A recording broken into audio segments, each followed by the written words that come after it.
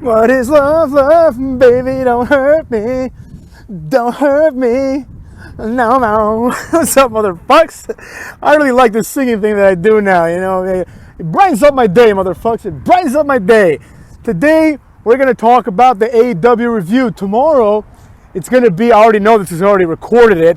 It's going to be 25 reasons why Enzo Amore is awesome, all right? So prepare for that one, motherfucks. So let's start talking about Dynamite. Now, it's going to be a review, but I'm going to talk about specifics, but I'm probably going to skip a few things. I mean, let's be honest. Like, half of this shit is irrelevant, you know? I will say this. Actually, I'll leave it for the end, motherfuckers. Leave it for the end. All right, first up, we have Moxley versus the Kirkland brand version of Dolph Ziggler, all right? This motherfucker, this Costco-looking son bitch. First of all, I think he's the younger brother, but he looks like he's 45. I mean, he looks like twice as old as Dolph Ziggler does, you know? He's now the Hollywood hunk Nick Nemeth, or whatever, Ryan Nemeth, whatever the fuck his name is, right? I think this is from like Hollywood, Florida or whatever. So he's the Hollywood hunk. I mean, this is shit, all right? It's the same exact gimmick as a Dolph. So, come on. I mean, I understand, obviously, creatively, as a family, they're not very creative, but come on. I mean, a bit better than this, you know? So, obviously, Moxley's going to beat this jabron, you know? At a certain point, one of the announcers says Moxley is the #1 ranked wrestler in the world. But he's not even the champion of AEW, motherfucks. He's not even the #1 ranked guy in the company. So how can he be the #1 ranked in the world? Why? Because Dave Meltzer said so? Get the fuck out of here. I mean, think about this for a second, motherfucks. How much longer will we keep up this ruse? You know what I mean? Like, for a long time, people like Ricochet, you know, were like presented as being underrated. You know what I mean? As being these like top 10 performers, but because they're not in WWE, they don't get the recognition. Well, guess what, motherfucker? Now he is in WWE. Is he still a top 10? No. It's very funny how when people go to the WWE, they immediately drop in ranking, right? And when they leave WWE, like Moxley and Jericho, their ranking jumps up. It's a little suspicious, don't you think? I mean, like, what could it be? Could it be that they're not good enough for WWE?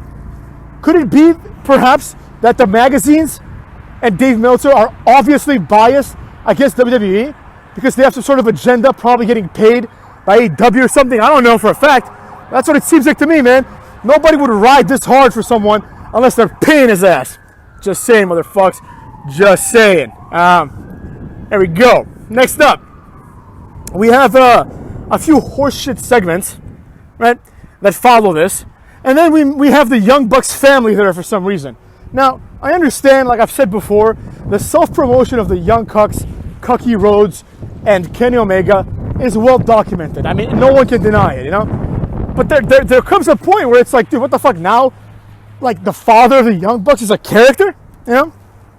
Clearly ripping off old storylines, ripping off the John Cena storyline when Randy Orton beat up his dad. There you go, you know what I mean? Nothing special here. We already know where this is going, motherfucks. Next up, we have Team Taz versus the Varsity Blondes. This match actually wasn't atrocious.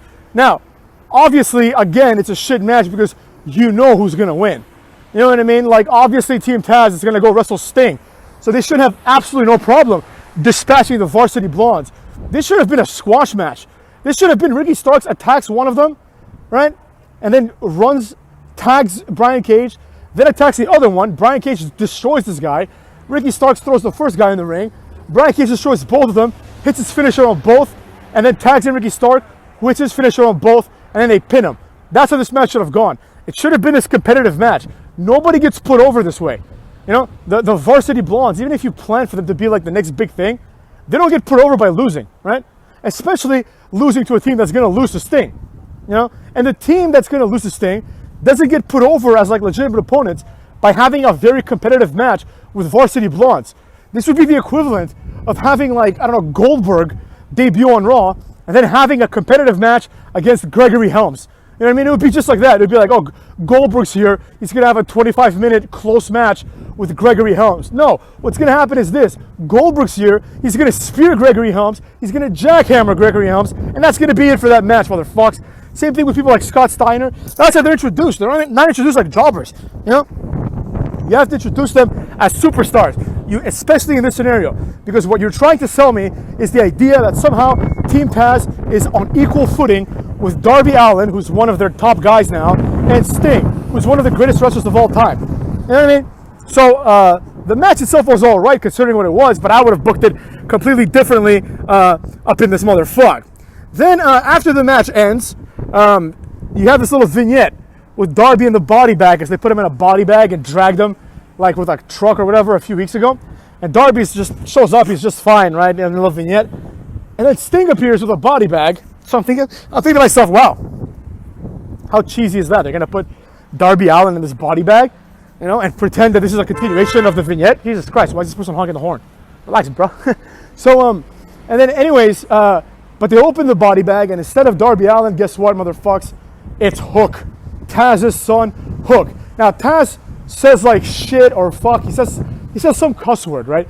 But his reaction, I feel, didn't really capture what it would be like for a father to see his son, who's a young guy, being assaulted and abused by like a 60-year-old man. You know, if my dad was like Taz's age and a 60-year-old man put me in a body bag, my dad would kill that guy. Let me put it to you that way, motherfuckers. So there you have it, you know? So I didn't really like that part. The entirety of the segment, I actually thought was fucking great. I'm not gonna lie, you know? The fact that it was Hook in there, that was pretty cool, you know? So it's basically like, yo, you're gonna fuck with us, we're gonna fuck with you too, you know? You must have forgot who you're dealing with. Then Darby Allin comes in with like a zip line. Now, depending on how you look at it, this was either really cool or really corny, you know? I'm somewhere in between. I could see why it was cool. Because number one, it's a callback to like Sting and other wrestlers doing that. And two, it's a clever way to enter the ring without being seen, let's say. You know what I mean? This could have been accomplished by coming in from under the ring, but that's not the route they chose. Now, it was corny because he comes in there, he doesn't detach himself, and while the wire is still hanging onto him, he's out there like attacking both Brian Cage and Ricky Starks. That was a little goofy, but whatever, we'll forgive it, you know?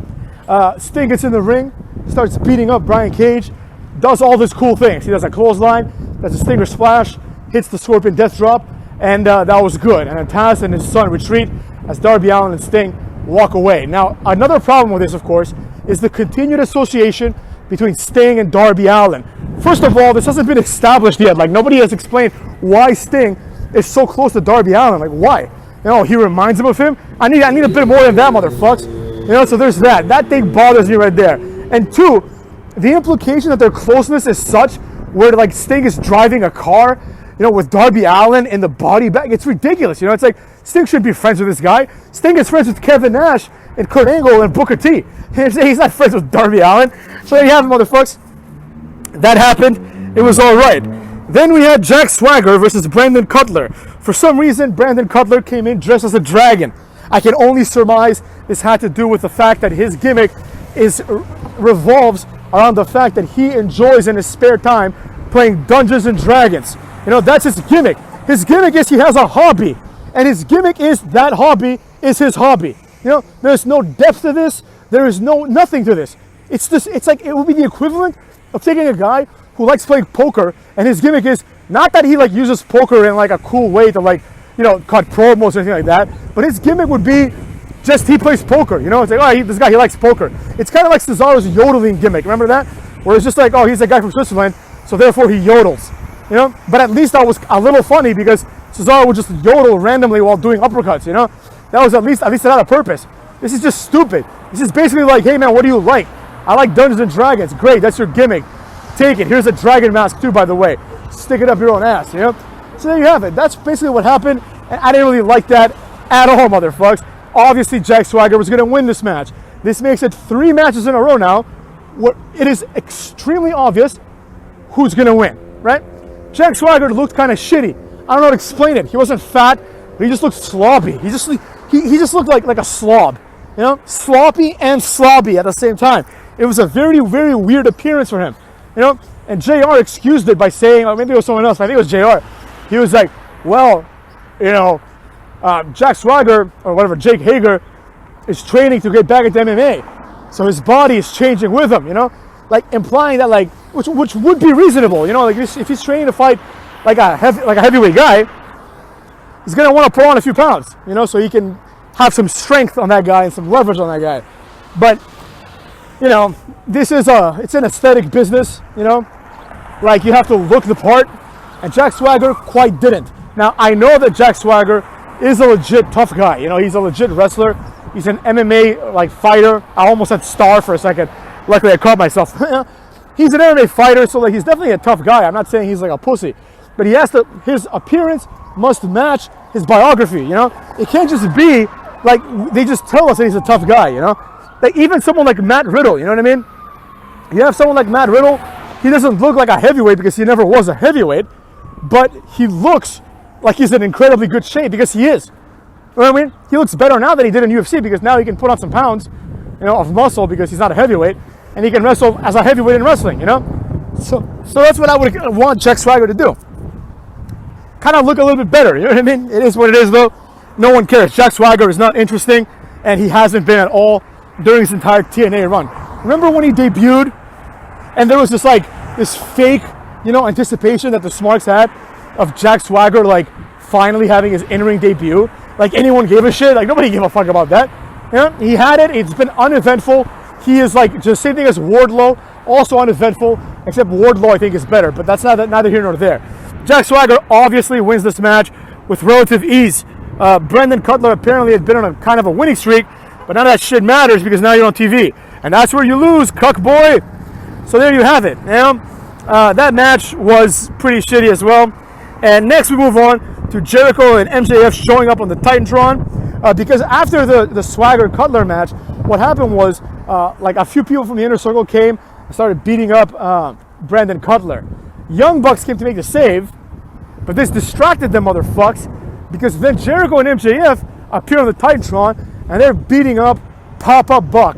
That's right. How could this happen? So after they beat him up for like a few minutes, the Young Bucks start chasing after them in the most ridiculous chase I've ever seen in my life. Like they're like briskly jogging. Like they're not even like running, you know? Like again, if my father was being attacked by Jericho and MJF, I would be sprinting to save him, not lightly jogging. You know, this really took me out of it. This really ruined the segment. I mean, the segment wasn't anything great to begin with, but this thing really ruined it, you know? Because you expect these guys to like love their father to the point where they might run a little bit faster, you know? They didn't. They got there just late enough, you know? And then, what happened after that, motherfucks, is Jericho and MJF were in a little like limousine or something, and they were like taunting them, like, come get us, and then they like ran away, which was great because a lot of times the limousine angle is portrayed as the guy barely escapes. But in this case, like Jericho and MJF had structured it so they were ready to escape just as soon as the Young Bucks got close to getting them. You know, I thought that was a pretty clever use of the whole getaway angle, if you will. The storyline itself is stupid. I don't particularly give a shit. I'm not interested in the match either. Like, I don't care if Jericho and MJF become tag team champions. They won't. But even if they did, I wouldn't give a shit. You know? So, overall, this segment was a big bust, in my opinion, motherfucks. What else do we have? Next up, we had Isaiah Cassidy versus Adam Page in, like, the fourth or fifth match of the night, where you know who the winner is going to be. And furthermore, in this match, it doesn't even matter who the winner is. We all know that the entire purpose of this match is to have Matt Hardy attack him, to attack Adam Page, or to attack somebody, or do something like that, right? So that's exactly what happens. Matt Hardy attacks number 5 from the Dark Order, Alan Angels, I believe his name is. He throws that guy into a table. Not one person gives a flying fuck. We have to pretend that Adam Page cares, and that's what happened with that.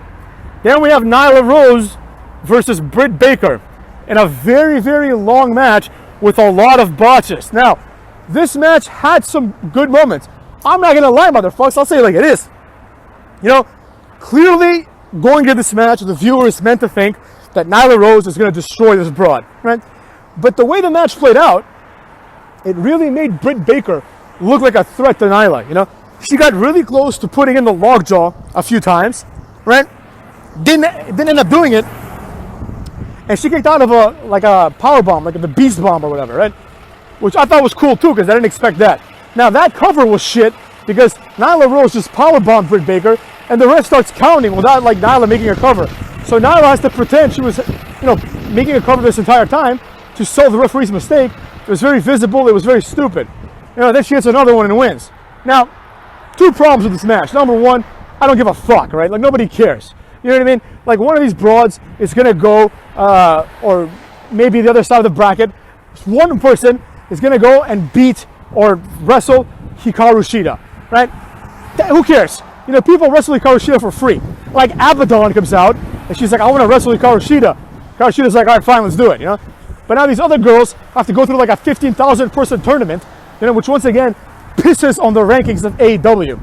And then I'm sure some more shit happened while I was on my phone, because I got bored out of my mind watching this match. But like I said, it had some good moments. Like, it had some good spots.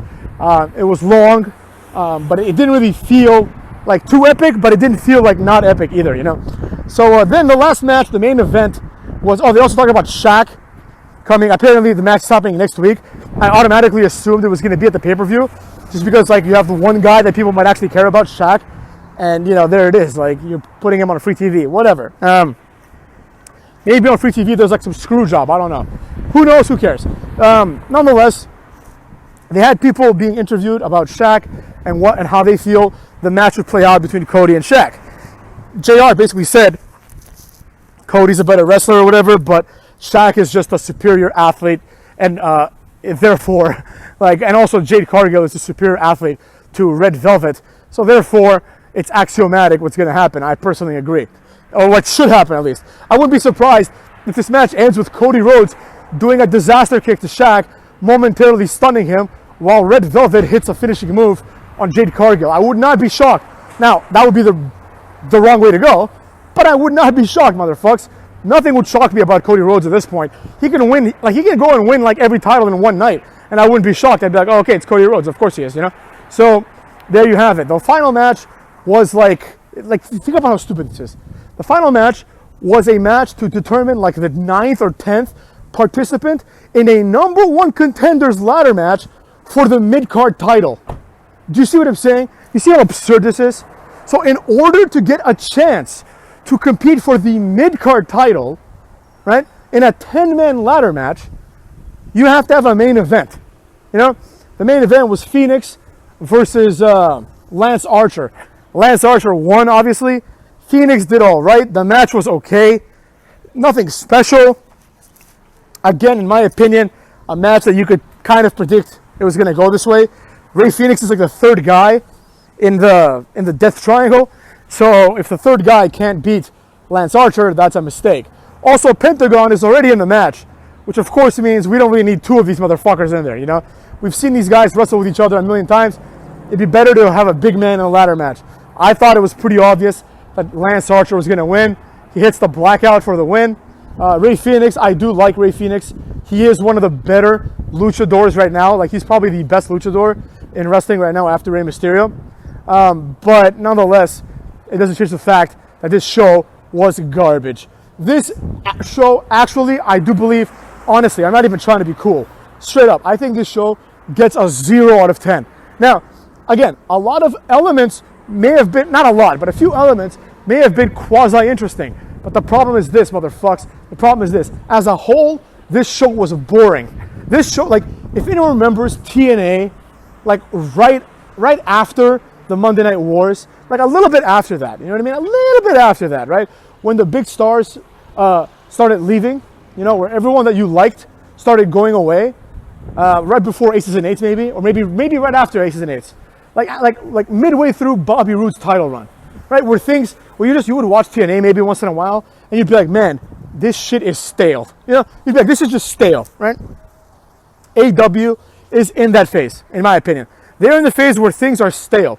Like, it's stale. I don't want to watch this. You know what I mean? Like, none of these things attract me to the product. You know what I mean? Like, I don't care who's going to win between Jungle Boy and Luchasaurus and Marco Stunt versus Tully Blanchard and FTR. They had a whole segment putting Tully Blanchard over as if he really is a legend. You know, it's the most ridiculous thing ever. Nobody knows who Tully Blanchard is. People learn about it either from his daughter, right? Or they learned about it through AEW. Or they're like me, and they met him at an independent wrestling show because he was next to Ric Flair and nobody knew who the fuck this guy was. You know, I mean, some people knew, of course, but the rest of us were like, oh, which one of the four horsemen is that? It's not Arn. Maybe it's that other guy. You know what I mean? Like, nobody knows who the fuck these two other guys are. So, I'm speaking truth here, motherfuckers. I don't even care what people say. People are gonna be like, oh, Oli and like Tully were like the best tag team ever. No, they weren't. Nobody knows them. You know what I mean? Tully Blanchard hasn't wrestled, they said, since like 1989. You know, that's like 40 years ago, motherfuckers. Or no, not 40 years ago. That's like 34 years ago, motherfuckers. 34 years ago, this motherfucker hasn't wrestled. And it's supposed to be this big return. And his return is going to be fighting like a guy who's 4'1" and a dinosaur mask guy. Get the fuck out of here, you know what I mean? Like this would only be an eventful return if Tully came back and wrestled like Ole or Arn Anderson or something like that. That would be like, all right, fine, like have an old bag match or something. I don't know. But the point I'm trying to make is this. It's feeling stale, right? And you know that it's feeling stale when the company starts doing dumb shit, when they start pulling rabbits out of hats, right? You know what I mean? When they start like kind of giving up, and now everything that they do is essentially a gimmick, right? If you look at the card on AEW Revolution, every match except for like one match is a gimmick match, you know? And the higher up in the card, the more absurd the gimmick becomes, culminating with like the deathmatch explosion, barbed wire mayhem, or whatever the fuck it's called. You know what I mean? Things like that means that Jon Moxley versus Kenny Omega is not compelling in and of itself. You need the gimmick to sell it. Otherwise, you would just do it, right? Like you don't need a gimmick to do Rock versus Austin. That's inherently interesting. Jon Moxley, who shows up once every 2 months, and Kenny Omega, who has this weird gimmick now of a guy that does random shit that makes no sense. You know? These guys are not interesting people. So therefore, no one's interested. No one's going to buy it. I mean, I would be surprised if this pay-per-view gets like 50,000 buys. You know, I think that would be a huge accomplishment, honestly, because it's also the day after like a really big UFC pay-per-view. So I don't really see people shelling out like $50 for this shit. But like, I know I'm not going to. I'll watch it for free when my friend brings it over or something. I don't know. But I'm not paying for this shit. Let me tell you that, motherfuckers. And the way I know that there's no chance of me paying for it is just simply by watching either the go home show or the penultimate go home show, which was this episode. It was shit. It was like nothing happened. Like everything was clearly obvious. Like everything that happened, you knew was going to happen once the match started. And two, a lot of people aren't getting exposure. You know what I mean? Like it's like they made a match. It's going to be the Butler, Chuck Taylor, and Orange Cassidy versus Kip Sabian and Miro. Like, I don't care about that. Like, nobody cares about that match. You know, the only good outcome of that match is Miro kills all three of them. That's the only way that this works, you know, and then kills himself because I don't want to see him either. You know what I mean? So I don't care about that at all. They didn't do anything to further it. It's been since the wedding, which was like the most like down the middle horseshit like wedding segment ever. It was like, oh, people are getting married. Someone's going to ruin it. That's going to lead to a match to pay-per-view. Wow. What brilliant storytelling. You know, I'm really happy that Miro wasn't held back in WWE anymore, you know. I'm really glad that AEW wasn't holding Miro back a couple of weeks ago when they put him in the same exact wedding angle that he had. The only difference is that he now plays the role of Lashley and a smaller man plays the role of Miro, Chuck Taylor, you know what I mean? Or Orange Cassidy, depending on how you look at it. You know what I mean? It's the same exact storyline. Not one he came out of a cake. It's the same shit. And so enough of his WWE is not letting these people do things, right? Miro comes to AEW, says, I'm free, and then I'm a free man, and then does the same exact shit. Except now, he's even goofier, because no one in WWE is there at AEW to tell them, yo, you look like a retard with the blonde hair and the flashy Versace shirt. You don't look cool. You look weird, motherfucker. You know? Nobody's telling him that, so he just does it. He thinks it's cool. He's a nerd too, apparently, a video game nerd. You know? He thinks it's cool, and he's like, oh, yeah, look at me now. And Miro has potential. He's always had potential. You know, he's a very strong, athletic guy. You know what I mean? He had a great gimmick on WWE for a while. He's a guy that is interesting. He's exciting, too. Like, he gets into it. But not anymore. Now he's playing the, like, you know, like, it's almost like an elitist gimmick. You know what I mean? So there you have it. I mean, there's nothing to look forward to except for the fact that Sting is returning. And I feel like, honestly, they haven't really promoted that enough. They really haven't. All they've done is have Sting attack and get attacked for 2 weeks. The rest of the time, it's been Sting pointing bats. This should have been the main feud. You should have positioned this to be the main event. You know? Like, no one cares about Moxley versus fucking, what's it called? Versus, what's his face, motherfucks? Kenny Omega. See how forgettable he is? I don't even remember. You know? Nobody cares about that. If anyone buys this, it's going to be to see Sting. Like, if I watch this, it's because I want to see Sting. I don't care about anything else. None of that shit matters. It's the same shit as last pay-per-view. So, as a result, I can conclude that AEW is floundering. Now, AEW still has hope, because even though AEW is floundering and AEW is becoming complacent and AEW is becoming even more predictable than usual and AEW is getting stale even more than usual, they're still making some good moves. They got Big Show, motherfucks. I don't care how people spin this, you know. It breaks my heart to see Big Show end up in AEW. Nothing I can do about that, obviously, motherfucks. But the truths are what the truths are. He is a great talent, and he's someone that can bring a lot to the company. Let's be real, you know what I'm saying? Like, if it were up to me, they would not even announce this. They would just have like a pay-per-view, right? And construct it in a way where there's like a battle royal at the pay-per-view that determines the number one contender for the match that comes up next.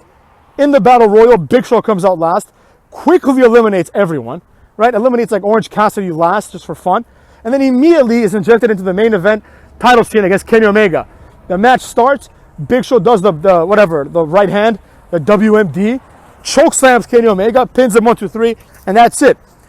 You make this a very quick segment so that Big Show becomes champion while people are still reacting to the fact that Big Show appeared here.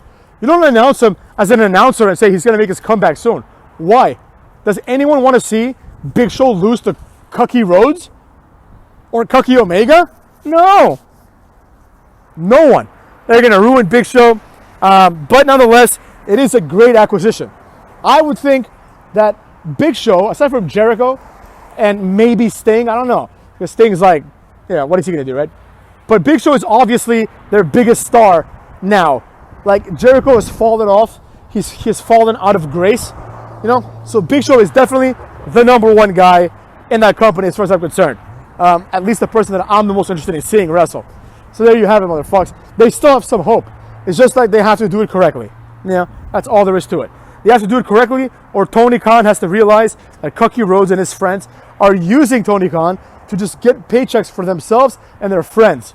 Like, the amount of money that this idiot is paying in salary to people like Brandon Cutler, who are just friends of the Young Bucks, it's insane to me. But nonetheless, here we are, motherfucks. All I gotta say about this is let's see where it goes, I guess, motherfuckers. But this episode of Dynamite was complete shit. It was horrible. It was one of the worst episodes ever, in my opinion, motherfucker.